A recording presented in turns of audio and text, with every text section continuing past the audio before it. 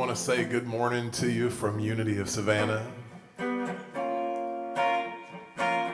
where we're going to be streaming live this morning, and we hope that we know you're doing well wherever you are out there in internet land.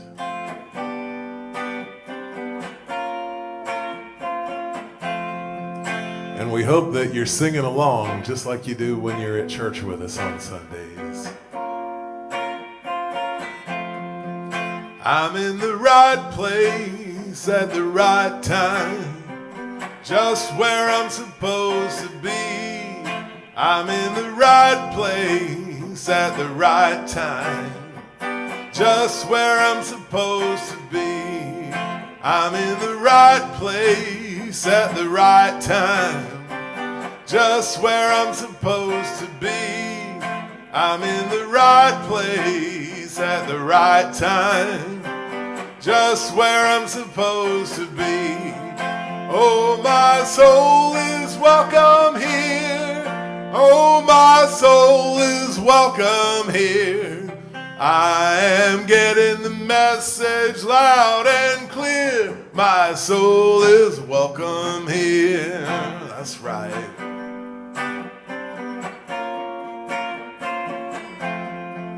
I'm in the right place at the right time, just where I'm supposed to be. I'm in the right place at the right time, just where I'm supposed to be. I'm in the right place at the right time, just where I'm supposed to be. I'm in the right place at the right time, just where I'm supposed to be. Oh, my soul is welcome here. Oh, my soul is welcome here. I am getting the message loud and clear. My soul is welcome here.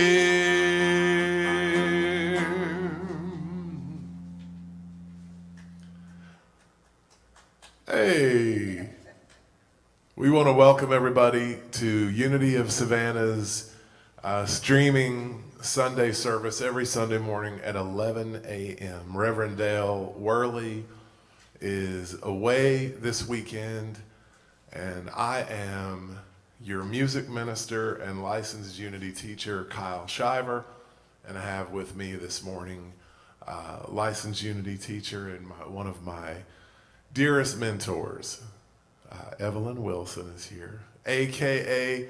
Boom Boom is in the house. So rest assured we're going to have a great time this morning.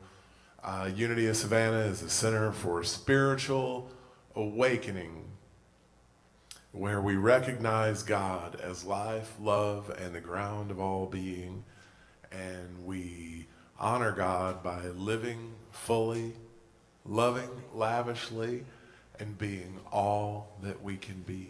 And I want to add that I did that without having to have it written down off my head. So, and I'm going to, if you will help me go over our mission and vision statements. Our mission statement is: we are an inclusive spiritual community serving others with love, joy, and truth. And our mission statement is: centered in God's love, we inspire universal transformation, one heart at a time.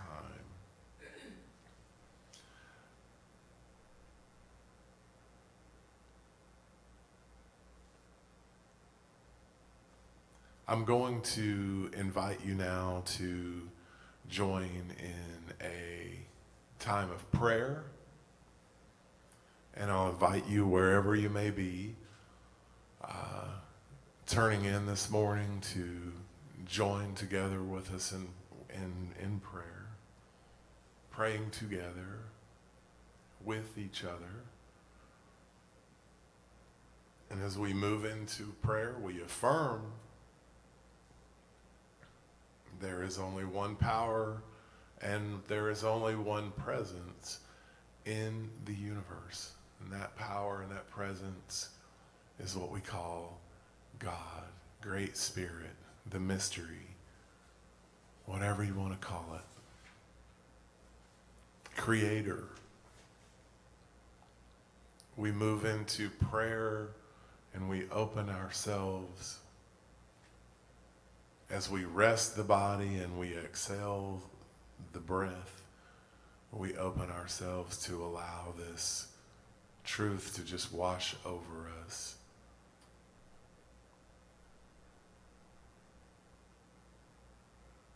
God is here now. God is not going to be here tomorrow or after we finish the project. God is here with us now. God is now. Speaking, moving as us, through us, right now.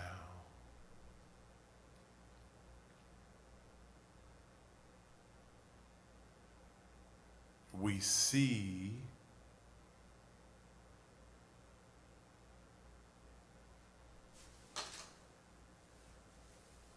that all is well in this moment.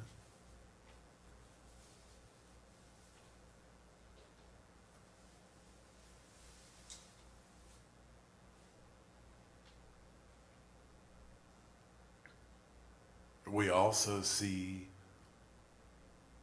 that as we decide what to speak, we decide where to go, we decide what to do, we also begin to see that what is ours to do, we can do. We have what we need. We have what's necessary for us to do what is for us to do.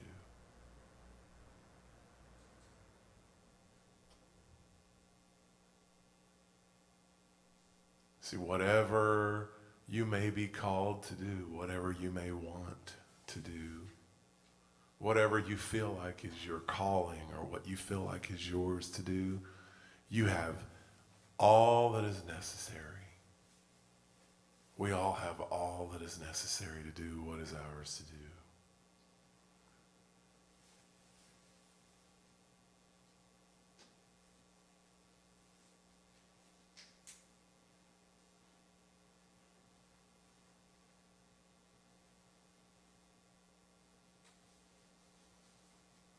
Yes, we have a purpose.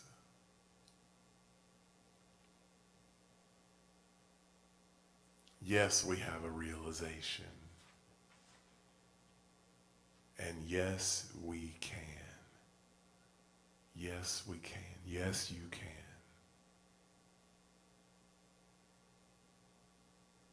Do what is ours to do.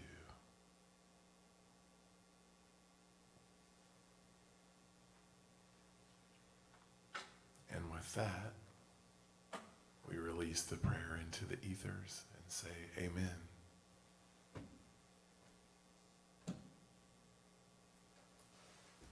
We're going to light the Christ candle this morning.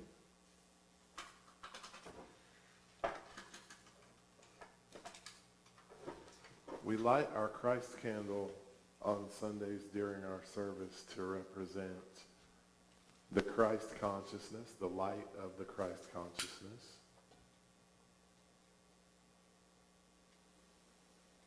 That is within all beings. And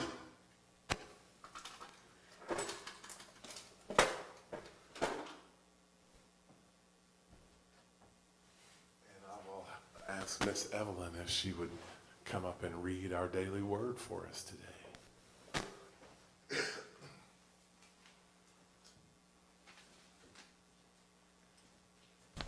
Good morning. Welcome to Unity of Savannah. I am Rev Ev, and this is July 12th's Daily Word. Guidance. I am divinely guided. Guidance can be easy to find in the outer world. Maps and GPS technology can help me navigate my way just about anywhere. Everywhere I go, there are signs marking streets, adorning storefronts, and providing just about every kind of information and opinion imaginable.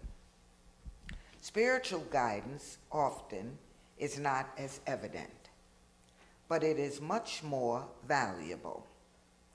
This guidance can come to me as a persistent tug on my attention, as a gut feeling or intuition, or even in a dream as I sleep.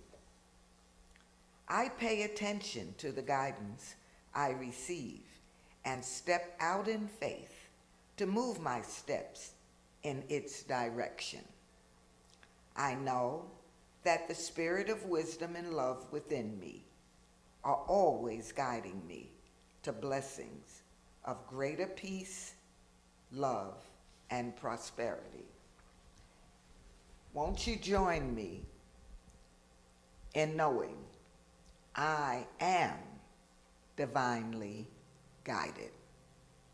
God bless you.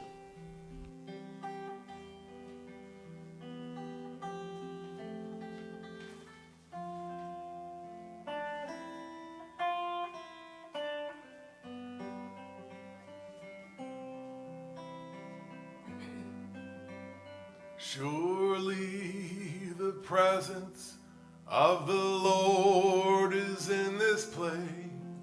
I can feel God's mighty power and God's grace. There's a holy hush around us. I see glory on each face. Surely the presence of the Lord is in this place.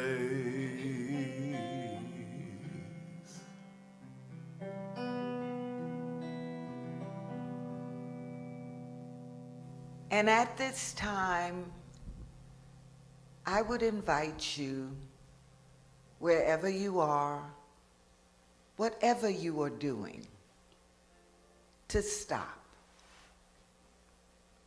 Stop, and if you can, sit. Sit and relax.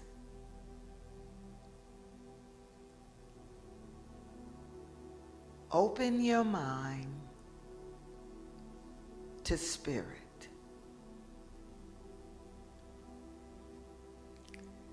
Know that you and spirit are one. Know that wherever you are, God is. Know there is no spot where God is not. And so as you close your eyes and visualize the peace of the environment that you want to have with your God, you make it happen.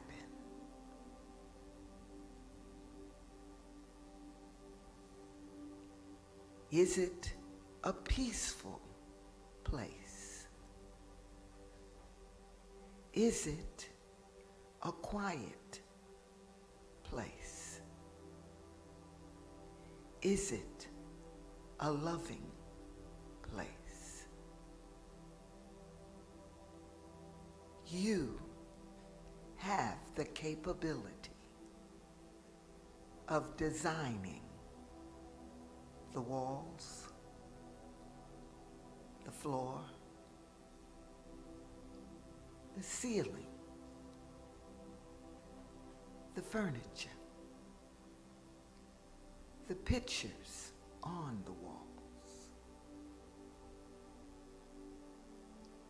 You create your space. And so as you create this loving space where only you and God go, no one else is invited. You open the door, and there is spirit.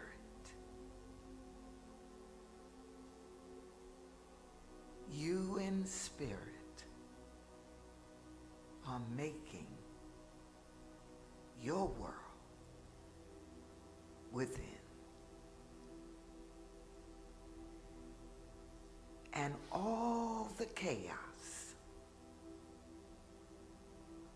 all the problems, all the issues remain outside the door. So you breathe in the presence of God, knowing that that is where your peace comes from. You take in a deep, deep breath, and you smile because you are relaxed. You have lowered your shoulders. The tension from your neck is gone. You have unclenched your teeth. Your breathing becomes lighter. The stomach muscles are less tense. The thighs, the knees are relaxed. The muscles of your legs feel relaxed. Your ankles are so soft. And as that loving peace and light reaches your feet,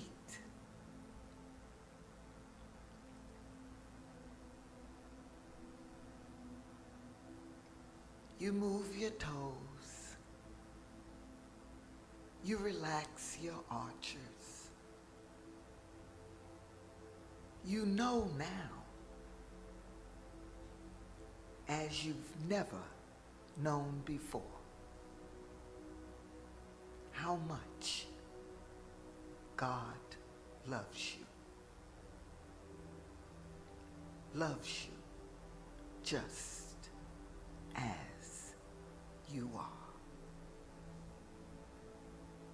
And so you relax in that knowing for a moment.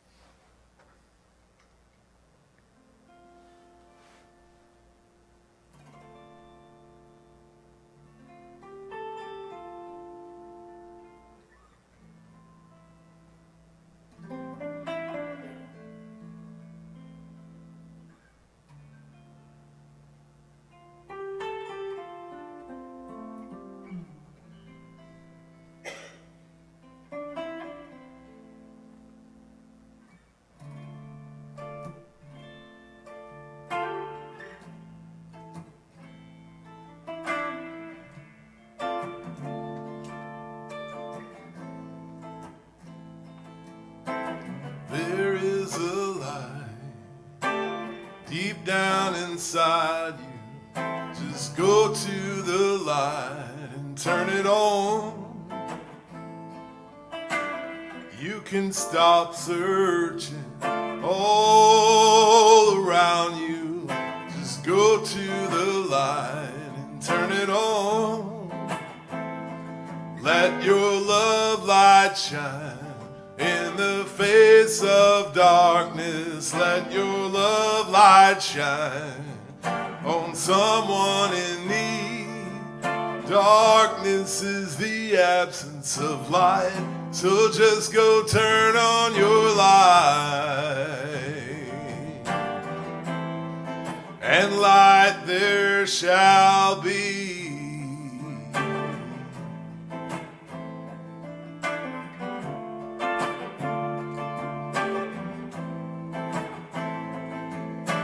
Don't wait around for what already is. Just go to the light and turn it on. What you've been seeking, it isn't so far. All that you want, you already are. Let your love light shine in the face of darkness. Let your love light shine on someone in need. Darkness is the absence of light, so just go turn on your light.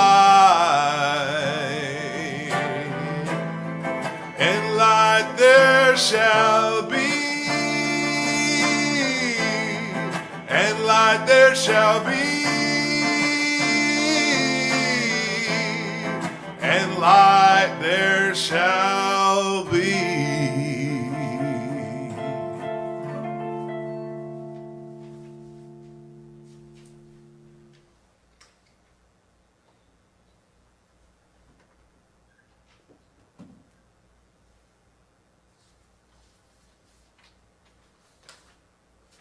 Got it. Well, once again, we want to thank everybody for joining us for our live stream this morning from Unity of Savannah. And once again, I'm Kyle Shiver, licensed Unity teacher and your music minister, music director here at Unity of Savannah. We sure do miss you. I got to say, as I pulled in this morning and I walked around the church to come in, and I just, all the kids and the people and when we do the singing, I'm in the right place at the right time. Man, that's my favorite time of the week. So, we miss you. We miss you all. And we'll have you back just as soon as we can. Reverend Dale asked me to speak this morning as he is out of town this weekend. And he wanted me to speak on unity and inclusivity. And that is a really, really, really good topic, especially in today's world and the world that we're living in and in the things that are going on around in our world. There seems to be so much divisiveness and so much raging and anger, and there's a lot of different things going on around us. The pandemic, the Black Lives Matter movement, and everything that's going on with that. And sometimes I go on Facebook, and it's like I'm in jail walking down the hall in between all the cells, and they're all banging on the cells and screaming. And I get so sad because they don't understand that they're in their own cages, and I can get in my own cage too. And so in any case, we're here this morning, and we're going to talk about unity and inclusivity. And the first thing that popped into my mind when Rev Dale asked me to talk on this topic is my mom.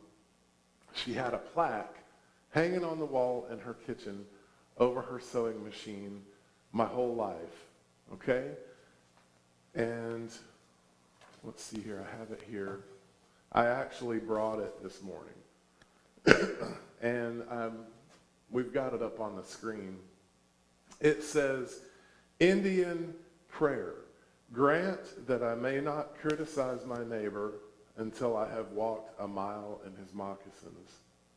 Now, when I was a boy, I used to look at this and I would think about it, and there's really nothing fascinating about it. There's like a totem pole in the photo, and there's some people in a canoe out on the lake, and there's really nothing fascinating, or there's nothing, seemingly all that big of a deal about this.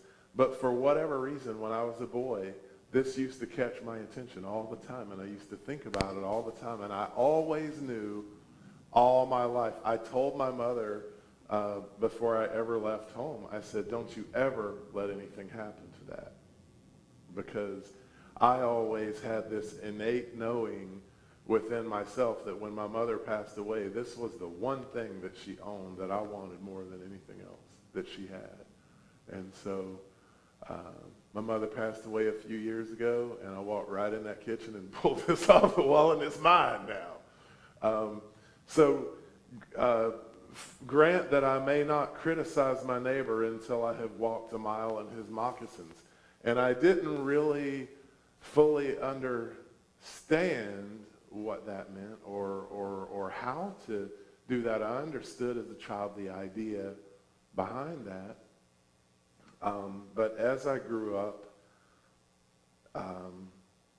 my life became sort of like an action-adventure movie for a while, for a period of time. And when my life settled back down again and I began my own personal spiritual journey, one of the first things that came into my realm was the St. Francis prayer, the St. Francis of Assisi.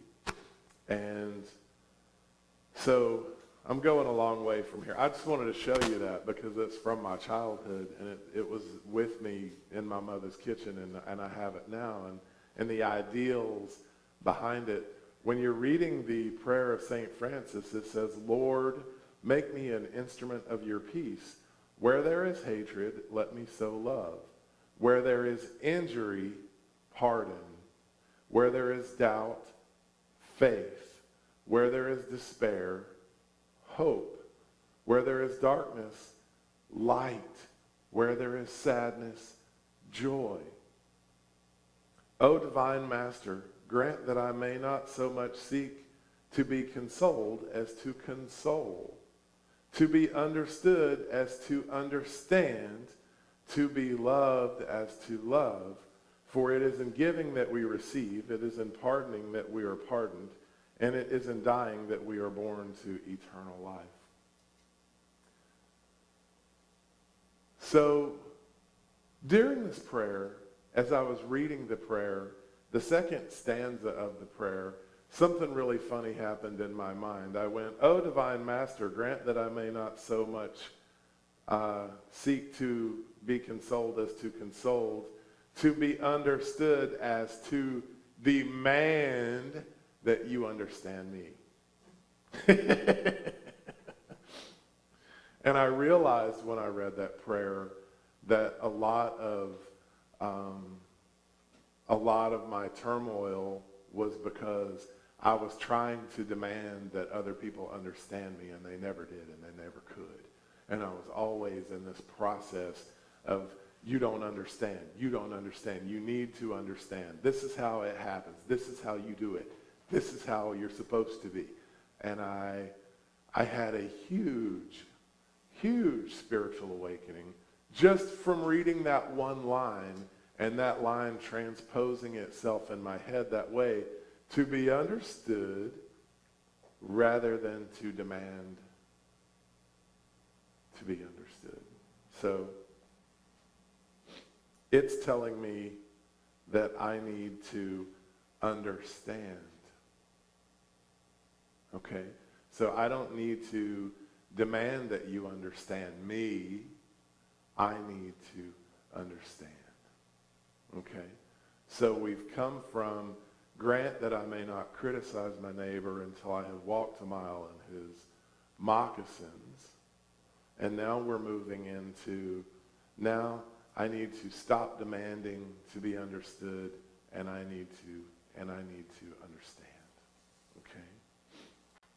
If I'm not willing to put myself into your shoes, to try to understand you, and to try to understand where you're coming from, then I'm excluding you. I'm not including you in any way. There is no inclusivity. There is no unity present. When I began to be able to go to the people that I had issues with and start asking them questions and really talking to them instead of at them, then things got very different in my life. When I was able to understand where someone else was coming from, to understand their circumstances and what they were seeing, it all began to make sense to me. But I had to, in order to walk a mile in someone else's shoes, in order to stop judging until I had walked a mile in someone else's shoes, in order to stop demanding to be understood, you know, I had to let a lot of things go. I had to let all that go, and I had to stop demanding, and I had to start asking, and I had to start talking to and with as opposed to talking at someone else. Because when I approach you and I'm right and you're wrong, then I'm approaching you with an attitude of superiority. I'm pitting myself against you. I might be thinking that you're not all that smart. And I've got a lot of negativity behind the way I'm approaching you. And if you're approaching me, which you very well may be, in that same way, then what we do is we just bang off of each other. We just hit and hit and hit and hit and hit and hit. And we get beat up, but nothing really changes. Neither one of us ever gets anywhere. Because when you pit yourself against somebody, I learned this in the 4 agreements, there is no way that anything is going to happen. It's not going to happen. So it's up to me, if I want peace, if I want understanding, if I want to become a more enlightened person on the spiritual journey, it is up to me. Seeing this vision of this going on, seeing this, now it's up to me to stop. You see. And so the lesson here is, what does it mean to stop? How do you stop? I don't know how to stop. I'm afraid to stop. I'm afraid of something different. But stopping is just simply, in my life, it was just like, Miss Evelyn, why don't you tell me how things were when you were a child? Or Miss Evelyn, would you talk to me about how you see this? I would like to know why you feel the way you feel. And I want to understand how you're seeing this. And when I genuinely want to know, and when I genuinely ask, and when I genuinely talk to Miss Evelyn, instead of superiority and anger and frustration and talking at Miss Evelyn, Miss Evelyn will talk to me. We can talk. Now things can change, and we can make progress in our relationship. Okay? Just simply by me letting go, me releasing, loosen, letting go, and approaching you from a different vantage point. Okay? Now things can make sense. When one of us stops and approaches the situation from a different way, and Miss Evelyn and I were talking about this before, when you're doing this, when you're going at it, and all of a sudden one of you stops, what has to happen?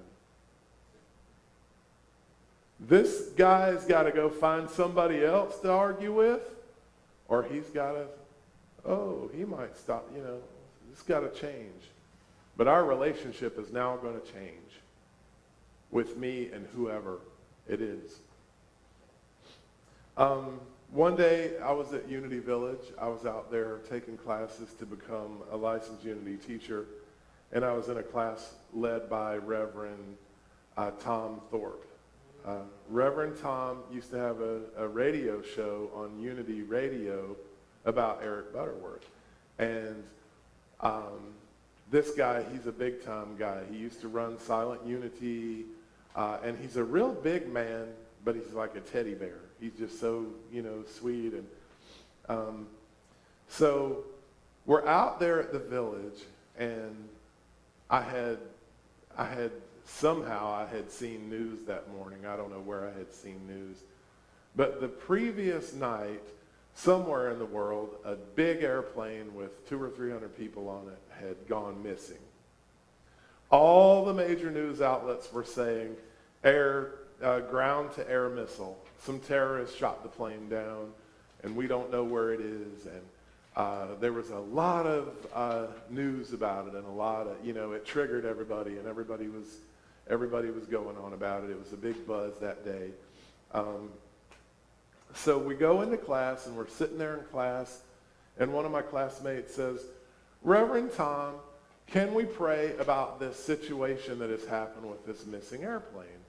And I'm thinking to myself, can we just have class? Can we just, it's 20 million miles away from us. Can we just have class? Why don't we have, So Reverend Tom says, of course we can pray about the situation.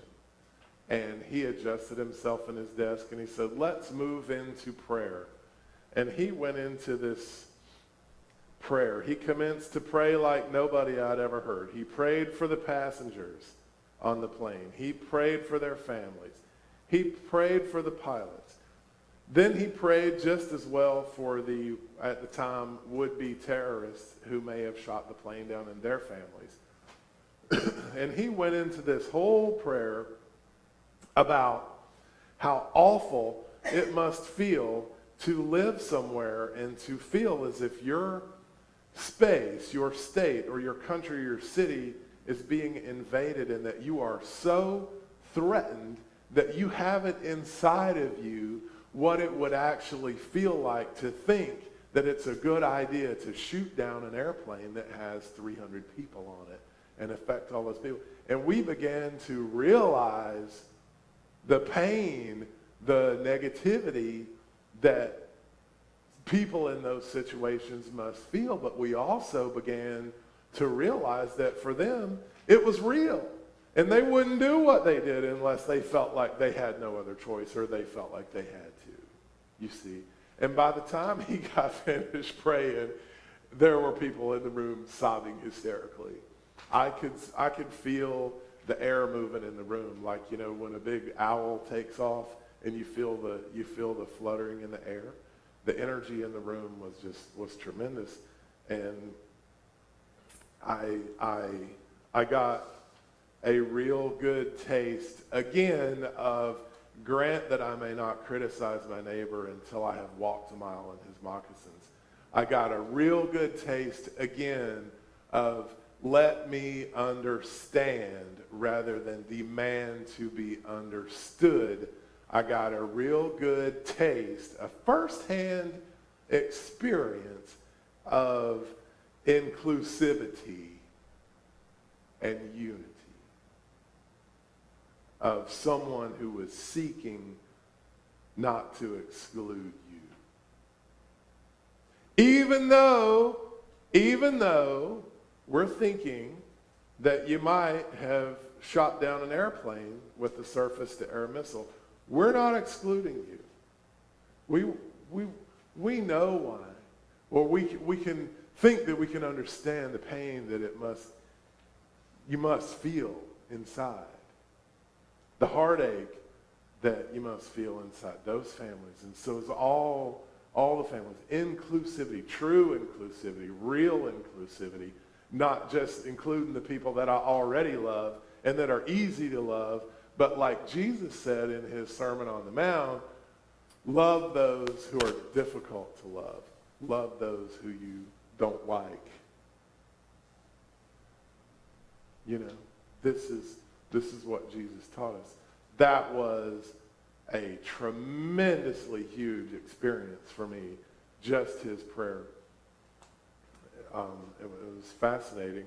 I went up to him after class, and I could hardly talk. And he said, "Don't do that to me." Don't do that to me. Don't do that to me. Whatever is inside of me is inside of you, and maybe you just need a little more practice, but don't do that. And I said, okay. That is a powerful man. So here we've gone from this idea, grant that I may not criticize my neighbor until I have walked a mile in his or her shoes. Please let me understand rather than demand to be understood. And now we are moving into a situation to where there may have been terrorism, there may have been conflict, there are hundreds of people who have lost their lives and all of their families, and there's two sides, and now I'm in complete unity and inclusivity with the whole thing. I can see the whole thing. It's amazing. It's amazing.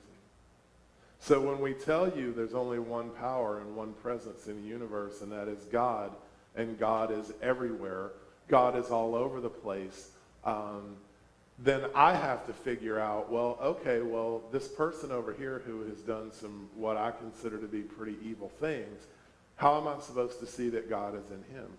How am I supposed to see that God is in this relationship with my ex? Or how am I supposed to see God in a family member that I don't get along with and we've been pitted against each other?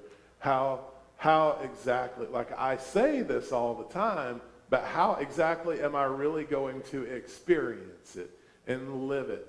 Like, how can I change the relationship so that I can actually be inclusive and have inclusivity and unity as opposed to myself pitted against somebody? This is not inclusivity, So I keep you away from me? It's not inclusivity. So the best thing to do at this point in the conversation or in the talk is to play my little game that I love to play with people. It's my favorite game. And so wherever you are in the universe, if you're watching us live right now, I invite you to join us. And Miss Evelyn and I are here. And what I'm going to do is I'm going to ask you to close your eyes. I'm going to ask you to just relax.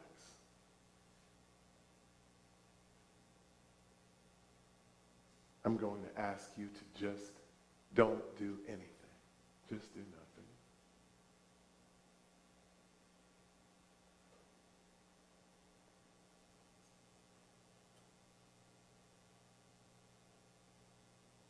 I'm going to ask you to think about a pleasant scene. Think about a lake. I'm going to ask you to visualize in your mind a lake.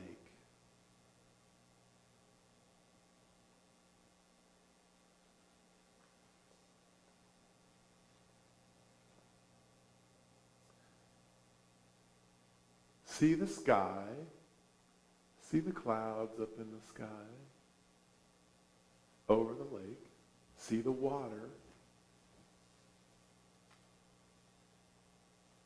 And maybe there's a boat out on the lake. Maybe there's some people out on the lake enjoying the water.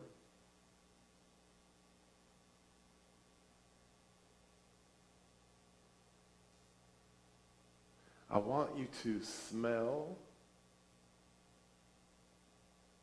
the lake.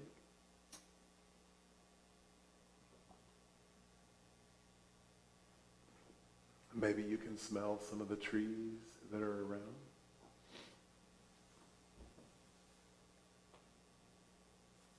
And I want you to feel the wind, feel the air on your body as you're sitting beside the lake. You're sitting beside the lake here.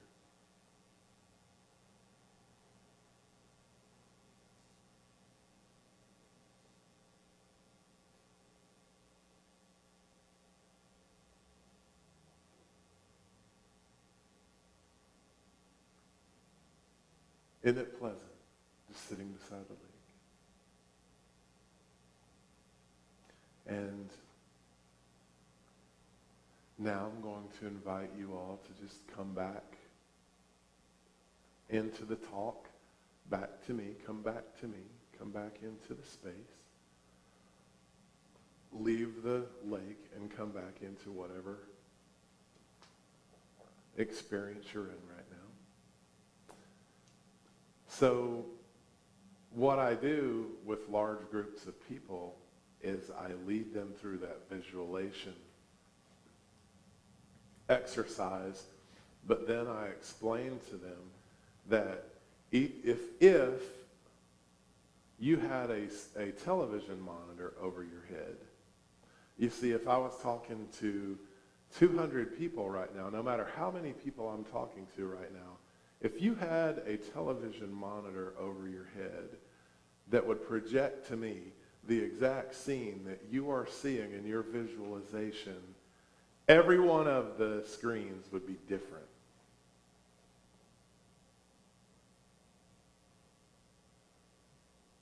So I don't know if you were sitting on a picnic table or on a blanket or sitting in the grass or sitting in a folding chair.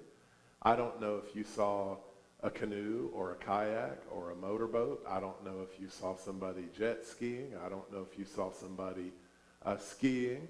I don't know how big your lake was. I don't know, when I said smell trees, I don't know if you smelled pine trees or cedar trees. I always smell cedar when I'm envisioning a place like that. I'm always in the mountains and I smell cedar. But you see, when I do this visualization exercise, I can't see your lake. I can't experience your lake. I have no idea what your lake looks like. And rest assured, if I had 300 people here, if you were all here, if you all had television monitors right above your head, and as you visualized, it showed me your lake, no two would be even remotely close to the same. Everybody's is different. That's something that we got to know. I don't know what your lake looks like. I don't know what you see. I don't know how you experience this earth. And I can't not judge you before I walk a mile in your moccasins. I can't not demand that you understand me. I can't include you in my life. I can't achieve unity with you until I can say, could you describe your lake to me? What does your lake look like? You see, because I don't know. But I'll tell you what I do know. You see the lake that you see. And you really see it. And it is very, very real to you. When I do that lake visualization, I swear, I'm always in the mountains. There's dirt.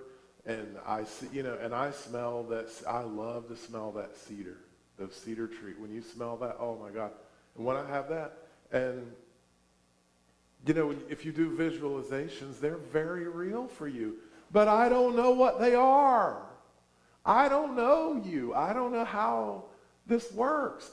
But what I can do is I can sit down and I can ask you, did you see a motorboat or was it a kayak? How many people were in the boat? Did you see more than one boat? Did you see birds? You see, I can sit down and go, what does your lake look like? Was it cold? Was it hot? Was it, what did you smell? What did you hear? How did you experience this thing? I can maybe explain to you what I see. I see cedar trees, and I'm in the and now all of a sudden, I have an opportunity to experience inclusivity. I have an opportunity to experience unity, perhaps with somebody that before that was not included in my world, who I had no unity with. You see?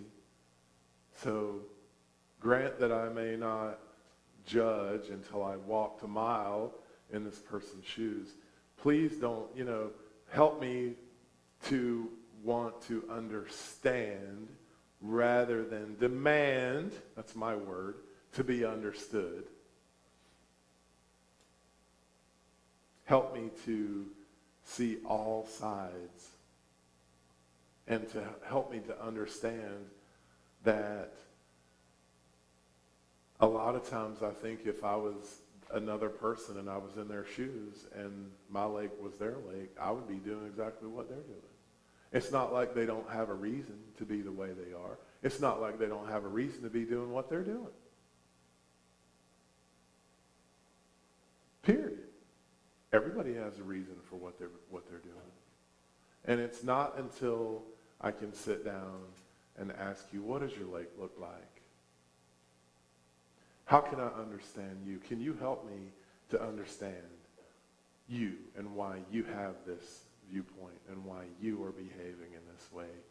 And you know what? When I can do that, when I have done that in my life, more times than not, the other person will literally tell me, and I will get a deeper understanding. And when I'm not talking at you, trying to get you to see my point, I'm not demanding that you understand me. Now I'm moving into talking with you, not at you. And you'd be surprised at the changes that come over people when you change your approach. And you'd also be surprised at how it feels to let down all those walls and to let down all of that and to actually feel inclusivity and to actually feel unity. And it helps me to understand when I'm watching the news and when I'm listening to people and they're ranting about this and that and the other. This is my process. How do I see the one power and the one presence in these people? These are the kind of things that help me. This is my process of understanding that. And it's also my process of achieving that. Inclusivity and unity.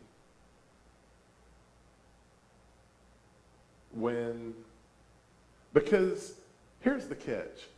If I'm excluding you, if you're just stupid and you don't understand me and blah blah blah blah blah blah blah, I'm judging you and we're doing this, the point that you don't want to miss here is I'm hurt, not you. I'm hurt. You go on Facebook and it's like walking down a hall at a prison and there's cells on both sides. And people are banging their cups on the bars and they're screaming and they're raging and they're all in their cages. And it's like, I just kind of walk through there, because I know when I'm screaming and I'm raging and I'm banging the bars, I'm in a cage. I'm in a cage. I might be out here at Walmart. I might be driving my car around to the grocery store or going to work, wherever, but I'm in a cage. And I'm screaming like an animal. I'm in a cage. You're in a cage. Don't doubt it. You're in a cage. You're hurt. That's when you're hurt. That's when you're angry. That's when my heart is closed. When we don't talk to people, when we don't try to know them, when we don't try to understand them, simply our hearts are closed towards them. Pema Chodron, who is a Buddhist teacher, talks a lot about that in her book called Peace in Times of War. She talks about making sure we don't close the heart, keeping the heart open. So I have to release my feelings of you have to understand me and embrace the idea of let me understand you. When I am hurting, it is because my heart is closed, and we must open our hearts. And let's take that idea into prayer, if you will.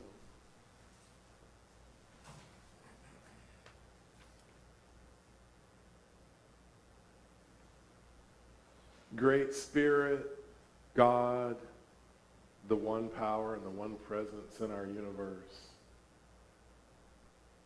the air we breathe, the lungs that we breathe the air with, the life force that runs through us, that speaks and acts as us.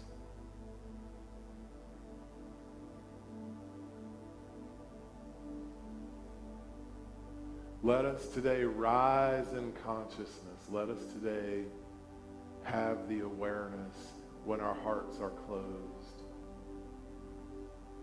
Let us have the knowing that our closed heart is our pain.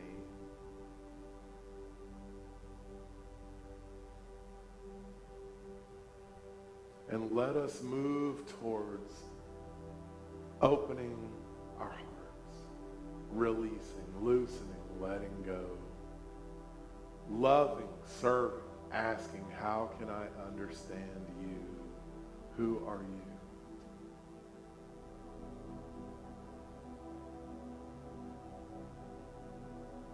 Let us experience the bliss of wholeness, the bliss of unity, the bliss of inclusivity, of being together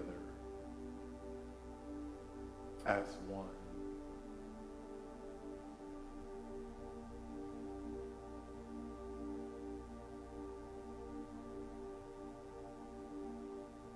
It's possible. We can do it. We know how to do it. We're learning how to do it. We want to do it. We want to open our hearts.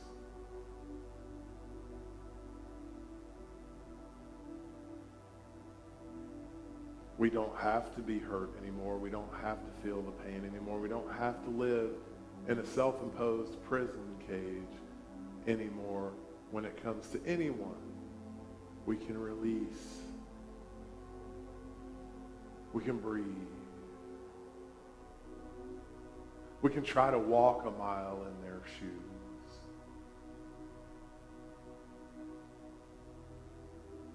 We can stop demanding to be understood and ask to understand.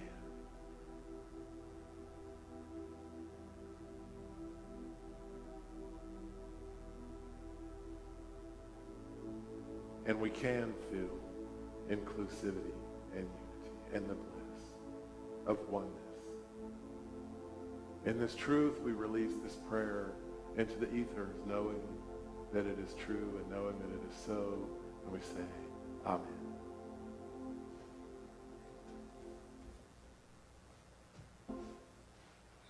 You want to do the 5 unity principles.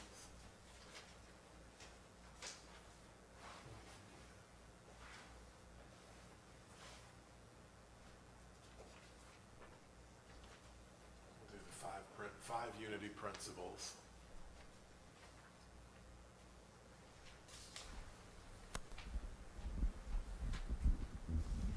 Thank you, Kyle, for that wonderful message. It was very enlightening, and I will take it into my being for the week. And now we will have the 5 unity principles. Won't you join me? There is only one power and one presence in our lives and in the universe, God. 2, we are the Christ of God in expression. 3, thoughts and feelings equal outcome. 4, there is power in affirmative prayer and meditation. 5, we must live the truth we know. And at this time, we want to thank you for any and all love offerings that you so kindly give and donate to this Love Center. There are many ways that you can give. One is texting, and that information is up on our screen. The other, you can mail in. Our address is also on Facebook screen. However you choose to give your love, we want you to know that we are appreciative of it, and we want to thank you. And so, as you take your love offering into your hands and hold it close to your heart, because it is from your heart that the giving comes. And so we want to know and know that we are very, very grateful for all love offerings that come into this loving community. And with that, won't you join me in our offertory blessing together? Divine love, as me, blesses and multiplies all that I have and all that I give, all that I receive, and I am grateful. I am thankful, so grateful in this moment right now. I am thankful, so grateful right here, right now. I am thankful, so grateful in this moment right now. I am thankful, so grateful right here, right now. Well, we want to say hello to all the kids and let all the kids out there know how much we miss you. And at our Sunday services, whenever the kids come in, we play This Little Light of Mine. This little light of mine, I'm gonna let it shine. This little light of mine, I'm gonna let it shine. This little light of mine, I'm gonna let it shine, let it shine, let it shine, let it shine. Let it shine, let it shine, let it shine. Just like that, that's how we do it. And the kids come in, and we can't tell you how much we miss you kids. I can't wait to see you back here again. Just as soon as we can. But we have a children's blessing. We love you. We accept you just the way you are. I love you and accept you just the way you are. I see the Christ in you. All you kids out there, we love you and look forward to you coming back. And thank you for joining us today. Reverend Dale Worley will be back next weekend. Thank you, Rev Ev. Thank you, John and Rachel back in the sound booth for coming in and helping us every Sunday. Let there be peace on earth and let it begin with me. Let there be peace on earth, the peace that was meant to be. With earth as our mother, family all are we. Let us walk with each other in perfect harmony. Let peace begin with me. Let this be the moment now. With every step I take, let this be my joyous vow. to take each moment and live each moment in peace eternally. Let there be peace on earth and let it begin with me.